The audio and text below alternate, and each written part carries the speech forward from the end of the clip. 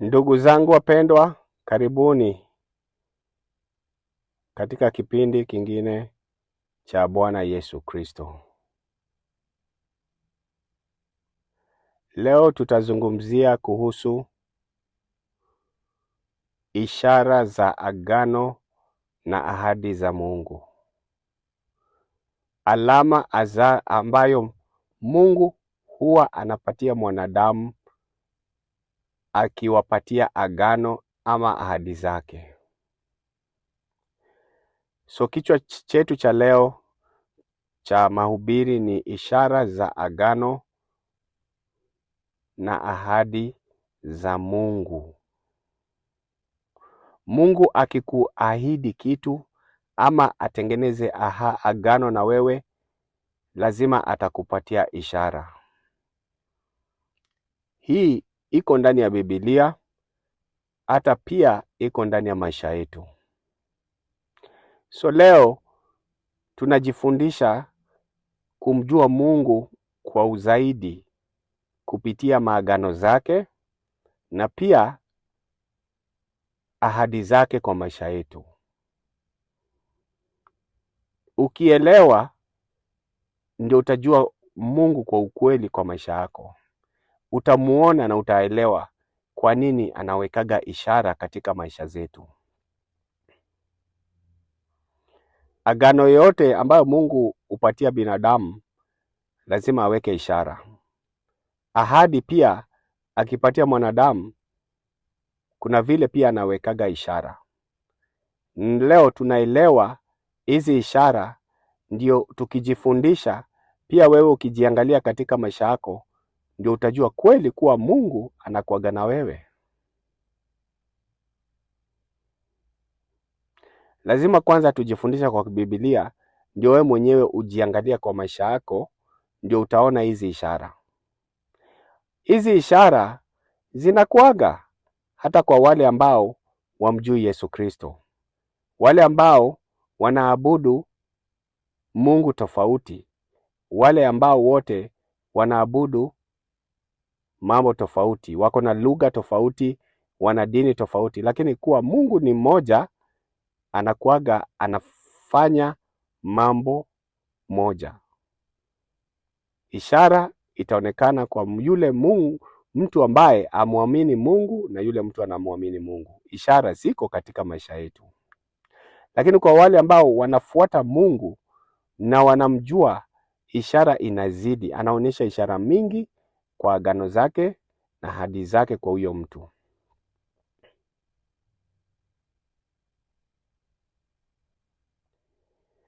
Maisha ya mwanadamu yanaongozwa na ishara. Kuna ishara mengi katika maisha yetu ya mwanadamu. Kuna ishara tofauti tofauti. Hata bila ishara sisi binadamu hatuwezi ishi. Lazima kuwa na maalama tofauti tofauti kila sehemu, kila pahali, ndio sisi tukue na mwelekeo na mwongozo. Ishara, bila ishara kutakuwa na mfarakano ama kutakuwa na chaos kwa kizungu, kutakuwa na chaos. Ama bila ishara kutakuwa na vita ama vitu ambazo hazienda kwa laini. So binadamu kama vile Mungu pia anawekaga ishara.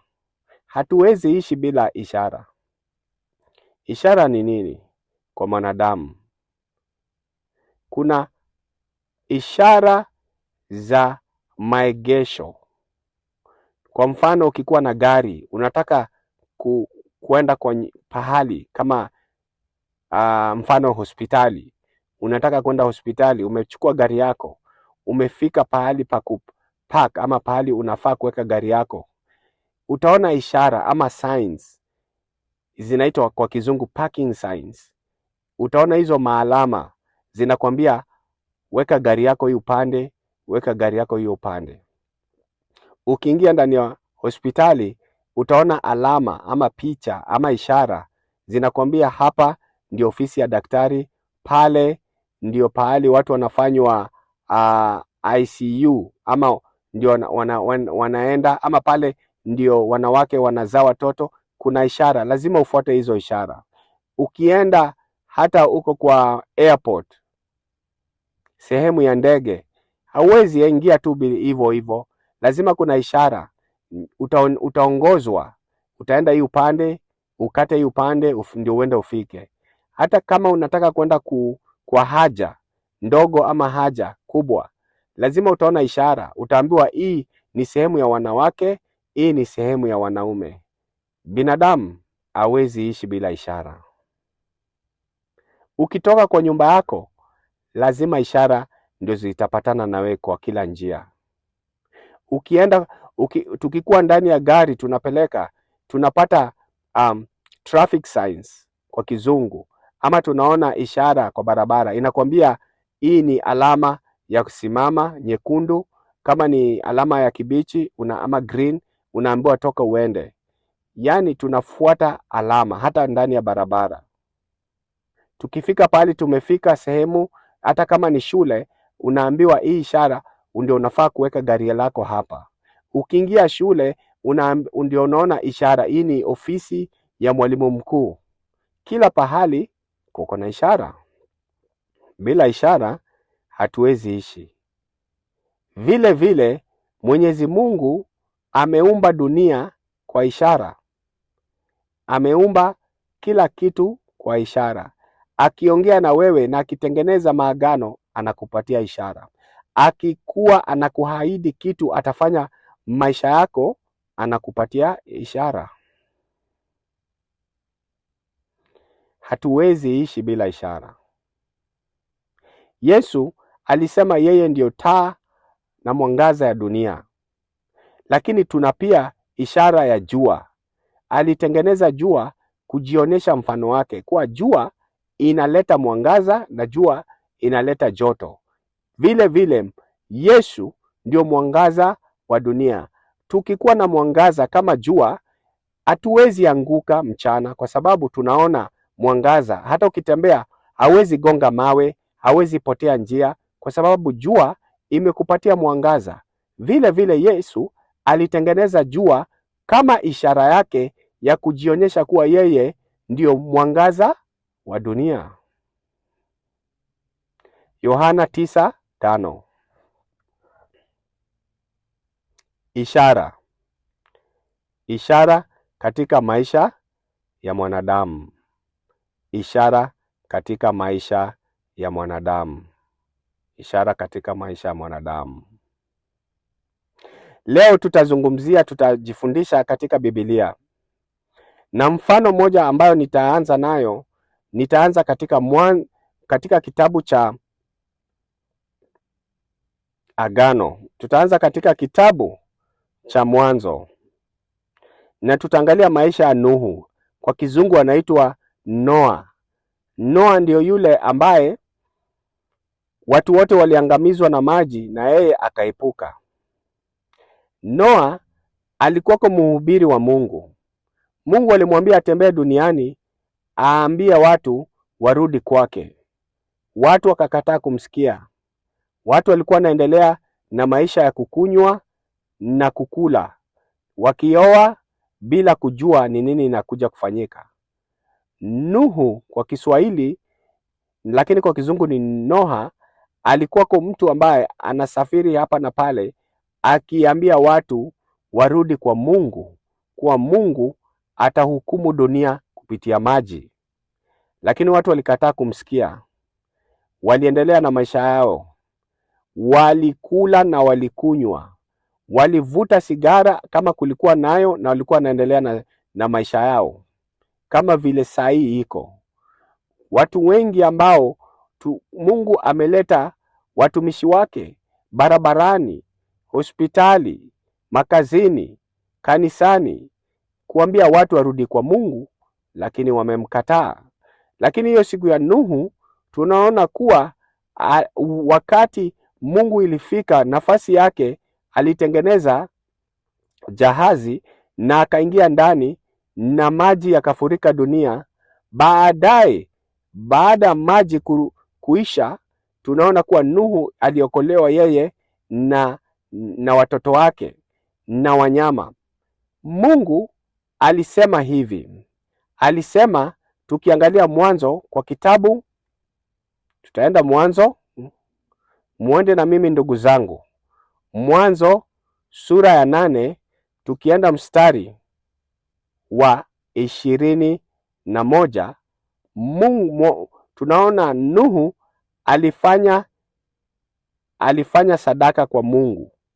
Lakini tukisoma Mwanzo 8:21 unasema hivi, Mungu, harufu nzuri ya tambiko hiyo ikampendeza Mwenyezi Mungu, naye akasema moyoni mwake, kamwe sitailaani tena nchi kwa sababu ya binadamu. Najua kwamba mawazo yake ni maovu tangu utoto wake. Mungu anasema hataangamiza tena dunia kupitia maji. Ingawa sisi ni wenye dhambi, tunafanya dhambi zetu tukiwa wachanga bado. Mungu akashuka na akaanza kuongea na Nuhu na watoto wake, na akatengeneza agano na dunia. Na hii agano ni agano kati yako na Mungu, ni agano kati yangu na Mungu. Mungu alisema hata hukumu dunia tena na maji, na akaambia Nuhu kuwa mimi nimetengeneza hii agano, na vile nimeitengeneza, nataka mwanadamu akwage akiamini sheria za Mungu ama agano za Mungu, nitampatia ishara. Ndio akiona hii ishara ajue kuwa mimi Mungu sitawaja tena maliza dunia kupitia maji. Mungu anajua mwanadamu hawezi amini agano zake. Mungu anajua mwanadamu hawezi amini ahadi zake. Kwa mfano, Mungu akikwambia wewe, nitakufanya ukuwe mfalme mkubwa, wewe mwenyewe unajua kuwa hawezi amini Mungu. Kwa hivyo Mungu lazima atakupatia alama ama ishara na kukwambia, ukiona hii ishara, jua kuwa mimi Mungu nitakufanya mfalme. So sisi tunaendaga na ishara. Binadamu kwa kukosa kuamini Mungu, Mungu anatupatiaga ishara kutupatia imani yetu iongezeke. Na hiyo siku alipatia Nuhu, akamwambia hivi, Mwanzo 9:12, tuisome na tuielewe. Mungu akasema hivi, tena Mungu akasema, hii ndiyo alama ya agano ninalofanya kati yangu nanyi na kila kiumbe hai kilicho pamoja nanyi kwa vizazi vyote vijavyo. Anaongea mimi na wewe. Akasema hivi, sura ya 13, akasema, naweka upinde wangu mawinguni, nao utakuwa ishara ya agano kati yangu na dunia. Mungu anasema nitaweka upinde wangu mawinguni. Hiyo upinde kwa kizungu ni rainbow. Mvua ikinyesha tunakuaga tunaona hii upinde. Hii upinde kwa kizungu ni rainbow. Ama tunaona hii upinde ambayo inakuaga juu mawinguni, inaonesha kala tofauti tofauti ama rangi tofauti tofauti. Hiyo upinde ama tunasema kwa kizungu rainbow, uliwekwa na Mungu kama ishara ya kumwamini kuwa Mungu hata hukumu dunia tena na maji. Tukiendelea sura ya 14 inasema hivi,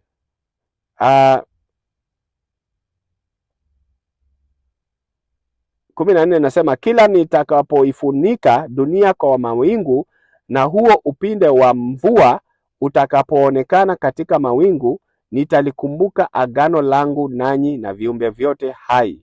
Kamwe maji hayatageuka kuwa gharika ya kuviangamiza viumbe vyote hai. Mungu anatuambia kuwa ametupatia ishara kuwa yeye hatatuua tena kupitia maji. Na ni nini na tutamwamini kwa nini? Tutamwamini kwa hii upinde ambayo tutaiona katika mawinguni. Hata sasa ndugu zangu, Mungu alitengeneza agano na Nuhu miaka 1000 mingi sana, lakini bado hii upinde uko nasi kutuambia na kutuahidi na kutufanya tukuwe na imani kwa Mungu kuwa hatatuangamiza.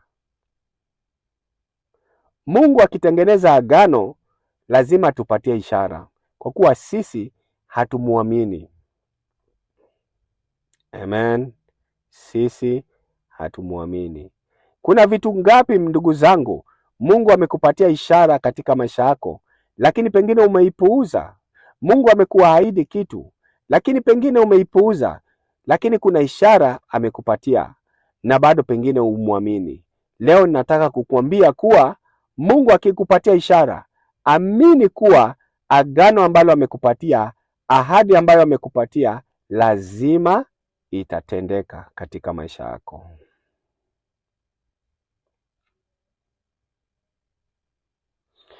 Mwingine ambayo tutaangalia ni Ibrahimu. Ibrahimu ni mtu ambaye alitumika sana na Mungu katika maisha yake. Alimuona Mungu kwa ukubwa, alitengeneza agano na Mungu kwa ukubwa. Hiyo agano ilikuwako ni agano yake na watoto wake wa Israeli. Hiyo agano ilikuwako ni agano ambalo Mungu alimwahidi, akamwambia atakuwa Mungu wa watoto wake, na akamwambia atampatia nchi ambayo ni ya Kanaani kwa watoto wake.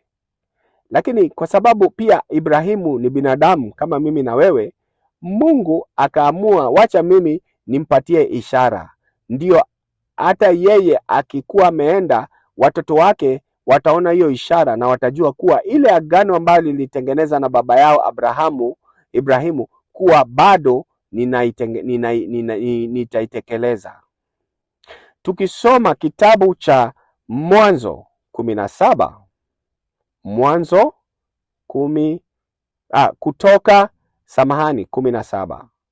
Kutoka 17, ndugu zangu.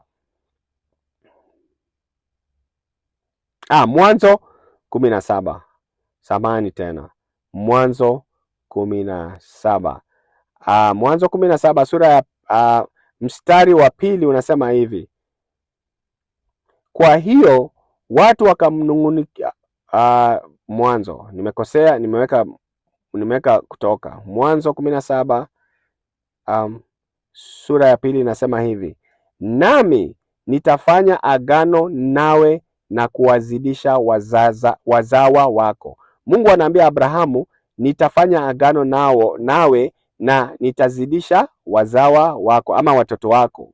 Hapo Abrahamu akasujudu, naye Mungu akamwambia, ninafanya agano hili nawe, utakuwa baba wa mataifa mengi. Hiyo ni ya kwanza, tangu sasa. Akamwambia atakuwa baba wa mataifa mengi, tangu sasa utaitwa tena Abrahamu.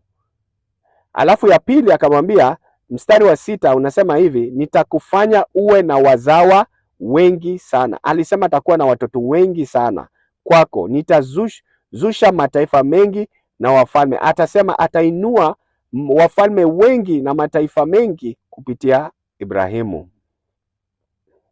Na akasema, mstari wa 7 akasema, nitalidhibitisha agano langu nawe, wazawa wako na vizazi vyao vyote milele. Now, tukiruka kwa mstari wa 10, tuisome sasa tuone hii agano ni ishara gani ambalo atapatiana. Mungu akasema hivi, mstari wa 10, hili ndilo agano utakalolishika kati yangu na wewe na wazawa wako. Kila mwanamume miongoni mwenu lazima atahiriwe. Mtatahiriwa kwa kukata magovi yenu, na hii itakuwa ndio alama ya agano kati yangu nanyi. Nitairudia tena. Hii ndio itakuwa nini? Alama ama ishara ya agano kati yangu nanyi.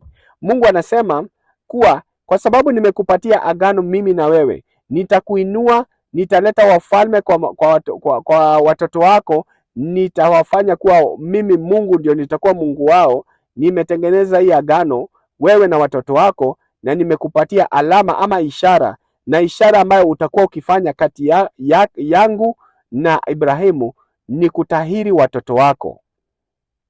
Ndugu zangu,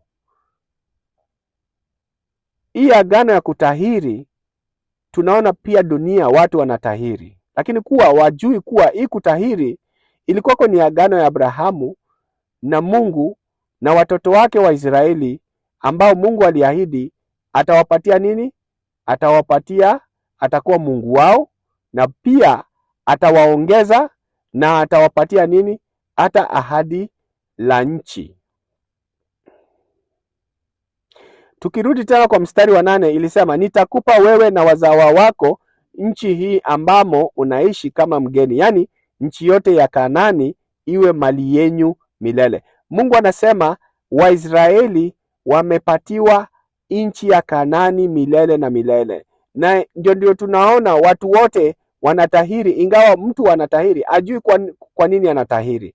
Anatahiri ni kuambia Mungu kuwa umeelewa kuwa ile nchi ya Kanaani umepatia nani? Umepatia Waisraeli kama agano kati yako na baba yetu Ibrahimu.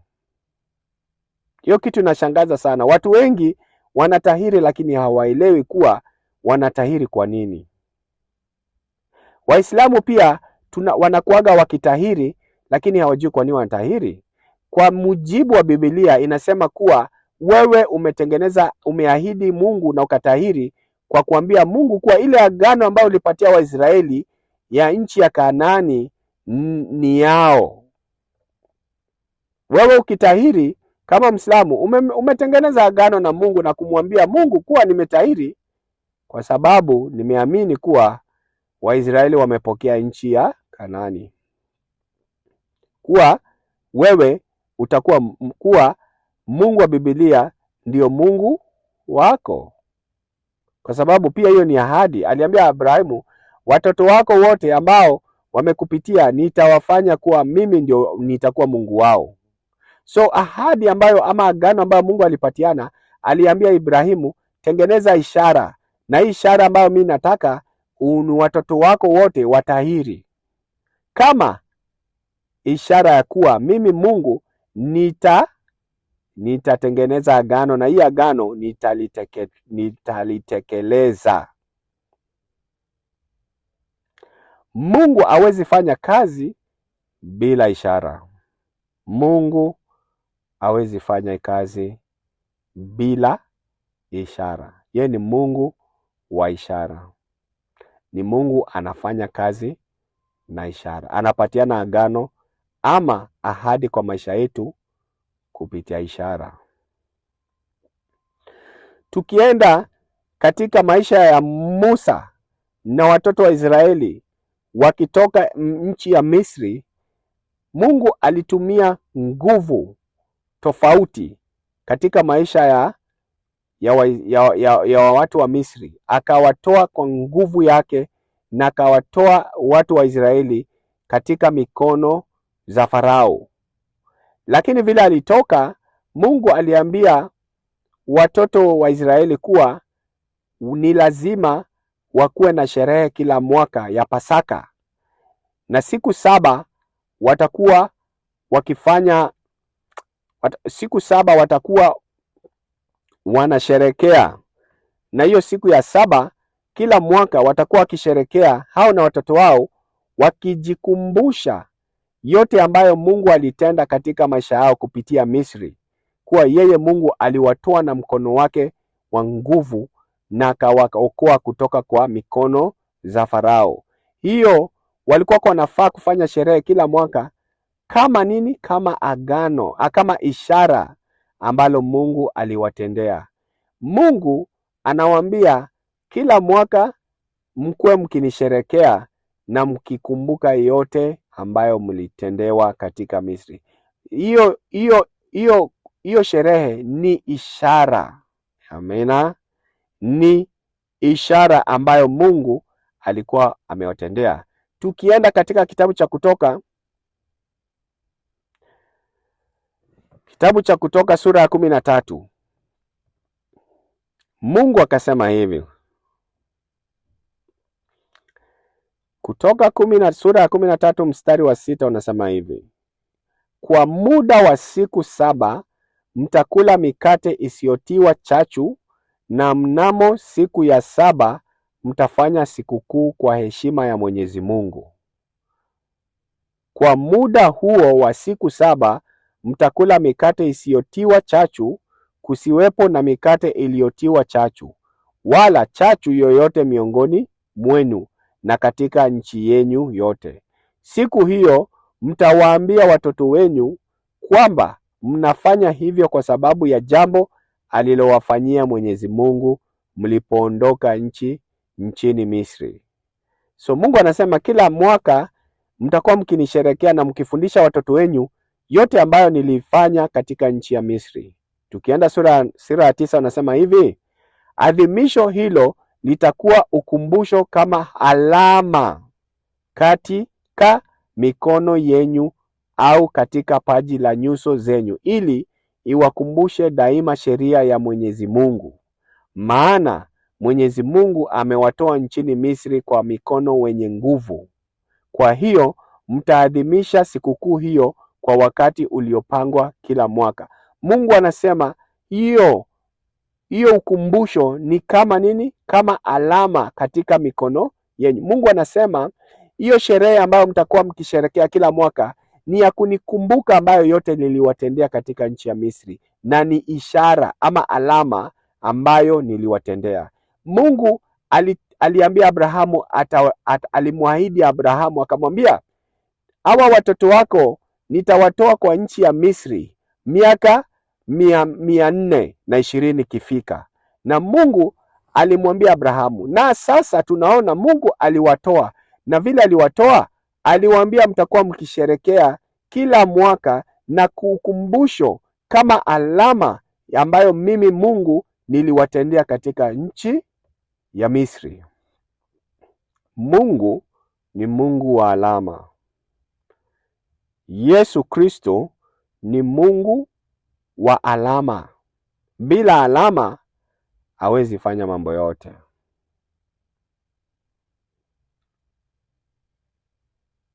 Amina. Bila alama hawezi fanya mambo yote.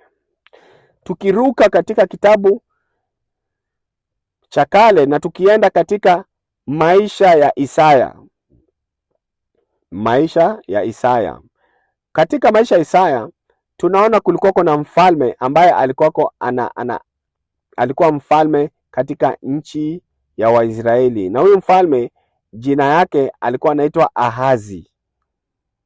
Mfalme Ahazi ambaye alikuwako ndio mfalme wa Yerusalemu.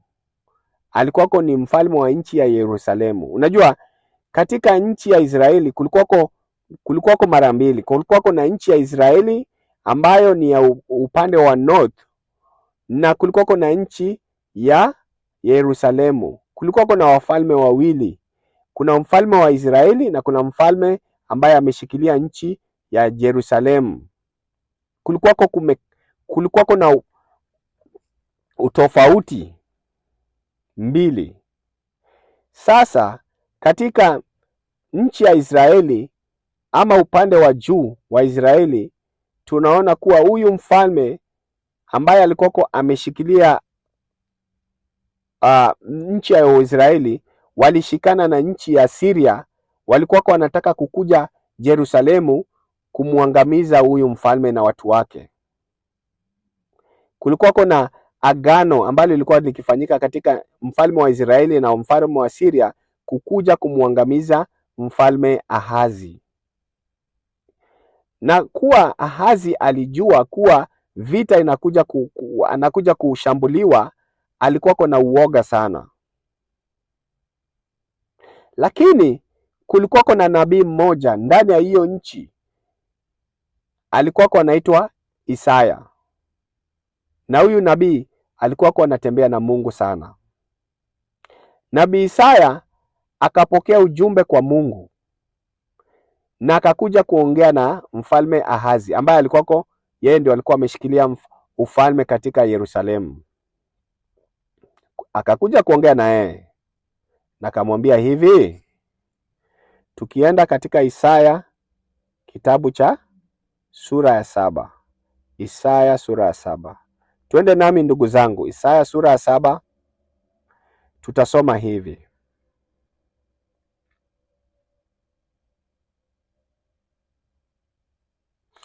Sura ya 7 mstari wa 4 unasema hivi, mwambie, huyu ni Isaya anaambiwa aende mwambie awe macho, atulie na siogope, wala asife moyo kwa sababu ya hasira kali ya mfalme Resini wa Ashuru na ya mwana wa Remalia.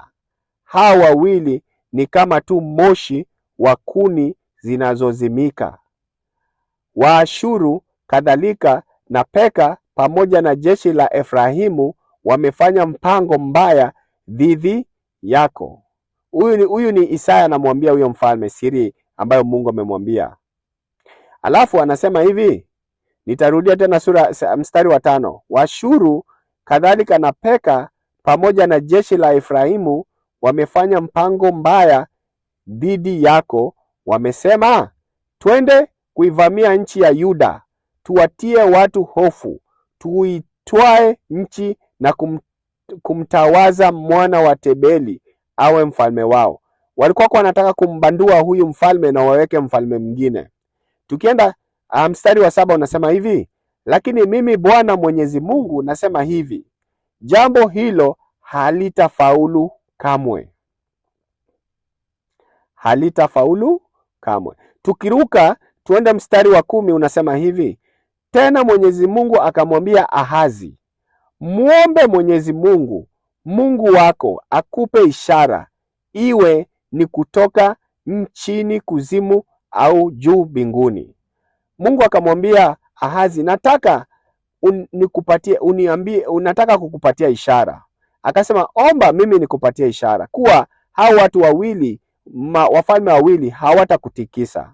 Tukienda sura ya 12 unasema hivi, Ahazi akajibu, sitaomba ishara, sitaki kumjaribu Mwenyezi Mungu. Basi Isaya akamjibu, sikiliza basi, enyi watu wa ukoo wa Daudi, je, haitoshi kuwachosha watu hata sasa mnataka kumchosha Mungu wangu pia? Sura ya 14 mstari wa 14 unasema hivi, haya basi Bwana mwenyewe atawapa ishara. Msichana atachukua mimba, atajifungua mtoto wa kiume na kumuita jina lake Emanueli. Mungu anamwambia kuwa asiogope, asistuke. Mungu akamwambia miaka 65 ambayo itafika ataangamiza nchi ya Efraimu.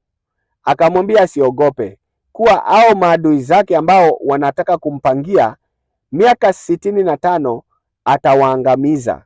Lakini kwa sababu Ahazi ni binadamu ambaye hawezi amini Mungu, Mungu akamwambia basi nitakupatia ishara. Omba Mungu, mimi nitakupatia ishara. Lakini mfalme akasema mimi sitaki kujaribu Mungu. Basi Isaya akamwambia sura ya 14 ukasema, haya basi Bwana mwenyewe atawapa ishara. Msichana atachukua mimba, atajifungua mtoto wa kiume na kumuita jina lake Emanueli. Mungu anamwambia kwa sababu mimi ninakwambia miaka 65 ambayo itafika nitaangamiza hao maadui wako, lakini kwa sababu wewe mwenyewe uamini, wacha nikupatie ishara. Na ishara ni hivi, kuwa kutakuwa na msichana ambaye atachukua mimba na atajifungua mtoto wa kiume, na huyo mtoto jina lake ni Emanueli, ama Mungu nasi. Mungu akitengeneza ahadi, Mungu akikupatia ahadi ambayo unajua ni ya miaka mingi ambayo itakuja, binadamu hawezi amini, lakini Mungu kwa upendo wake anajua sisi ni wadhaifu na hatuna imani, anatupatia nini? Ishara. Na ishara ambayo alipatia Ahazi ni mwana ambaye atakuja, mwana mkondoo, Mungu mwenye nguvu, mtetezi wa wanyonge, jina lake ni Yesu Kristo, ambaye alikufa msalaba. Na huyu ndio ishara ambayo Ahazi alipatiwa, kuwa kutakuwa na bikira ambaye ataitwa Maria, na huyo Maria atazaa mwana, na huyo mwana jina lake litakuwa nani? Emanueli. Hiyo ndio ishara ambayo Ahazi alipatiwa. Baada ya maelfu na maelfu baadaye, baada ya miaka 700, ndio tunaona kuwa Yesu alikuja kupitia bikira. Ndugu zangu, Mungu anatenda maajabu, Mungu anafanya maajabu. Kabla afanya maajabu, lazima kwanza atupatie alama ama nini? Ama ishara. Jiangalie kwa maisha yako. Kuna ishara Mungu amekupatia. Kuna agano pengine amekupatia. Kuna ishara lazima akupatie kukuambia kuwa agano ambalo lilikupatia ama ahadi mimi lilikupatia, hii ndio ishara. Mungu anatupatiaga ishara. Kuna ishara mengi ndani ya maisha yetu, lakini sisi tunaipuuzia. Ni vile kuwa hatuwezi elewa kuwa ni Mungu ametupatia. Mungu ni Mungu wa ishara. Mungu wetu Yesu Kristo ni Mungu wa ishara. Yesu ni Mungu wa ishara.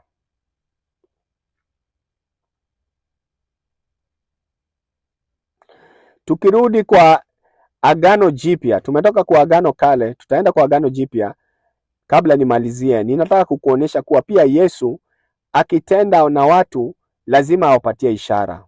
Akiongea na watu, akifanya agano na watu, lazima apatie ishara.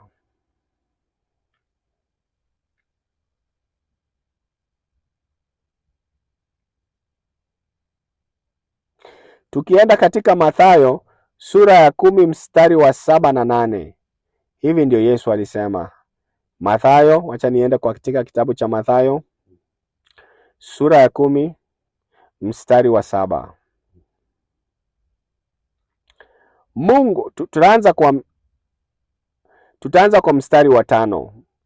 Yesu aliwatuma hao 12 na kuwapa maagizo haya: msiende kwa watu wa mataifa mengine, wala msiingie katika miji ya Wasamaria, ila nendeni kwa watu wa Israeli waliopotea kama kondoo.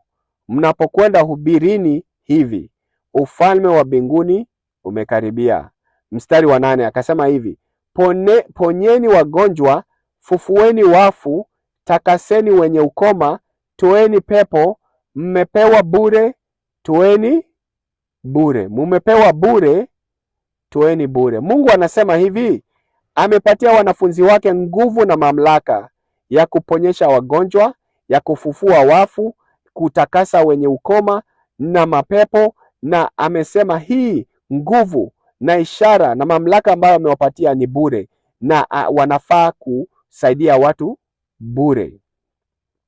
Lakini Mungu lazima pia hiyo ilikuwa ni ishara yake.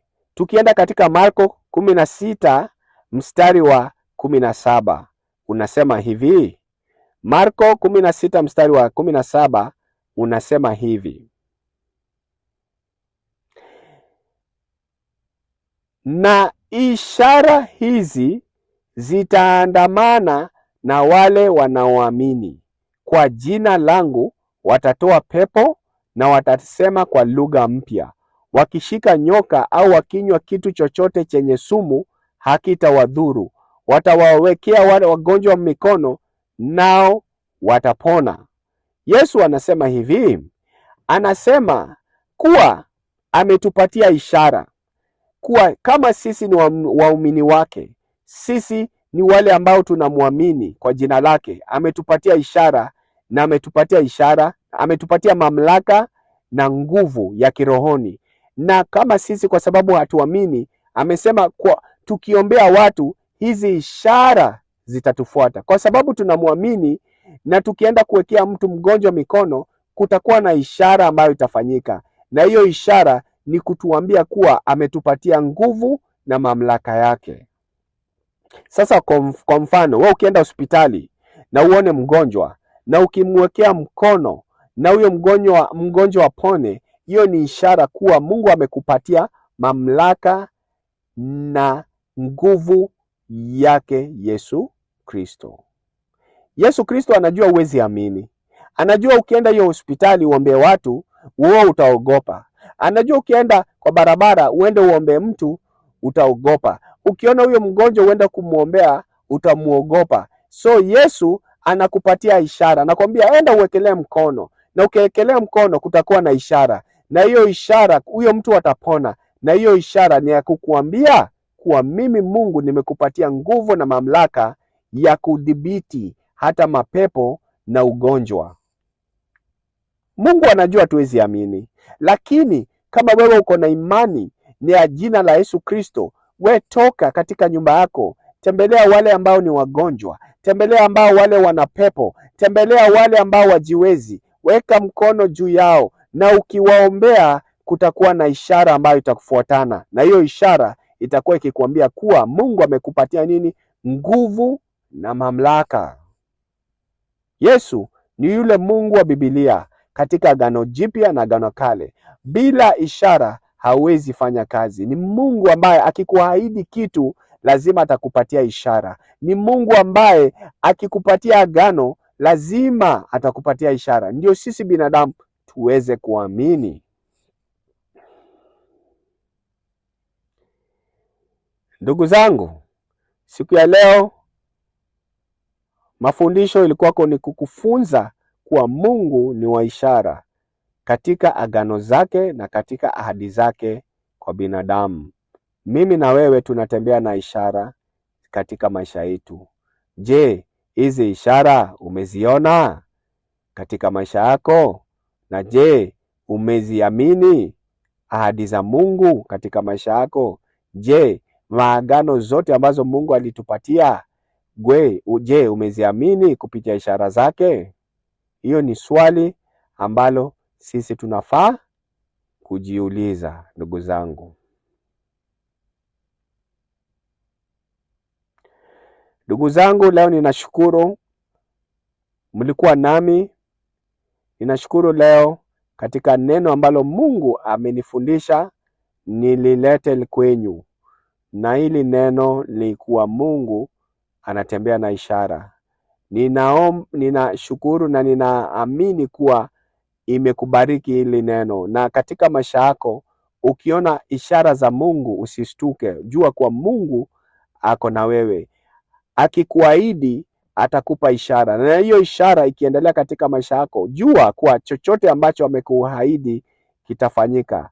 Hata kama maisha yako ni ngumu aje, hata kama unapitia mapito gani, hata kama mashetani amekupiga, hata kama familia yako amekukataa, hata kama nchi imekuwa mbaya, hata kama dunia imekuwa uovu, bado kuwa jua ishara ambazo Mungu amekuwekea, amekuonyesha na amekuahidi mambo fulani fulani yatatimia, kwa kuwa Mungu si muongo, ni Mungu wa ishara. Na akikuonyesha ishara, hata kwa Biblia akipatiana ishara, lazima chochote ambacho amesema kupitia agano lake na ahadi zake zitafanyika katika mwanadamu. Nashukuru kwa wale wote ambao wamesubscribe. Nashukuru kwa wale wote ambao wananifuata. Nashukuru kwa Mungu ambaye ameniwezesha kuniondoa katika Uislamu na kunileta katika maisha mpya ya Yesu Kristo. Ninashukuru katika ile msalaba ambaye alimwaga damu yake ndio sisi wote tuweze kupona. Namshukuru kwa kuwa ametuandika katika jina lake mbinguni, na jina letu liko katika mbinguni, na hakuna yeyote ambaye anaweza ifuta, kwa kuwa yeye ni Mwokozi wetu. Siku ya leo ninashukuru nikiwaambia asante kwa wale wote ambao wananifuata, wale wote ambao Mungu amewapa neema ya kunisikiza. Leo ninawashukuru na nawabariki katika jina lake Yesu Kristo. Baraka za Mungu ziwafuate nyinyi na watoto wenyu. Amen.